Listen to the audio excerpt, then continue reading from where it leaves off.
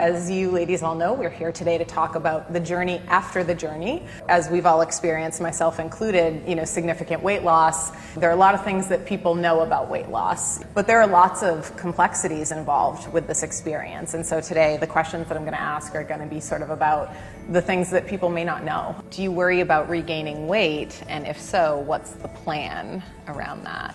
The easiest way for me to explain this is like, if you ever hear like an alcoholic say that they got sober because they had the gift of desperation, that their life was so bad when they were drinking that they were desperate to stay sober, that's how it is with the weight thing for me. Like, my life was so bad when I was heavy that I'm desperate to keep the weight off, which has been great because, I mean, it's been a solid 7 years now.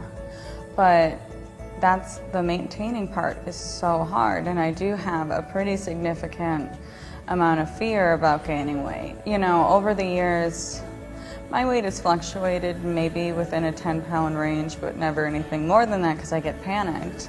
I don't want to be controlled by a number on a scale anymore. Like, I'm really proud of how far I've come, and I'm very proud of how much weight I've lost, but I'm tired of being defined by a number. After I had lost about 60 pounds or so, I wasn't feeling any better and I was losing weight, yay me, but I still felt crappy all the time and I had no energy and it took me so long to recover from any activity, and I was like, hey, I've lost all this weight, where is this moment where everyone else is so happy and they're like, and I'm just like, this still sucks, like, when is it gonna get better? And I really made my journey at that point much more introspective, and I really took a better look at my nutrition and the life that I was trying to lead and what would get me to that point. And I think that was the point where I switched more to my priorities are being healthy and being happy, and that the scale will take care of itself. Just like Heather says, I train for half marathons and I work with a trainer, and those things make me happy. So my focus is on those. What can I do to eat, or what can I do sleep-wise to help me do the things that I want to do in this life?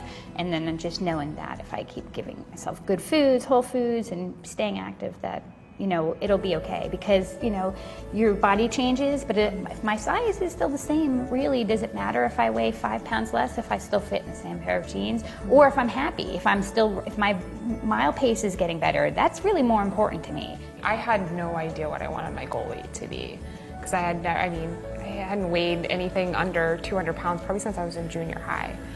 So I picked the number 150 because it sounded pretty. I'm like, 150 doesn't sound like just the perfect number.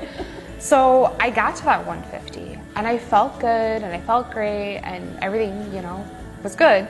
And then I gained 5 pounds and I hadn't changed anything. I wasn't eating anymore. I was still doing things that I was doing to lose the weight and stuff, but I gained this 5 pounds. And I remember being so frustrated with that 5-pound gain. It's like I couldn't get it off no matter what I did. And finally I was like, you know what? It's 5 pounds. Let go of the pretty number. Nobody knew that I put on 5 pounds, nobody cared. So letting that go, it was definitely, it took me 4 to 6 months to realize that it was just 5 pounds. And now, honestly, I've gained 20 pounds since then. And I still feel great. I still feel wonderful. My lifestyle is still pretty much the same. I enjoy a few more beers than I probably should, but you know what? It's life, and I'm going to be happy and not deprive myself of something that I want sometimes. And that's probably why you're successful. And no, it's not easy, but I think it's just focusing on the big picture, right? Because it's your life, and what do you want your life to look like?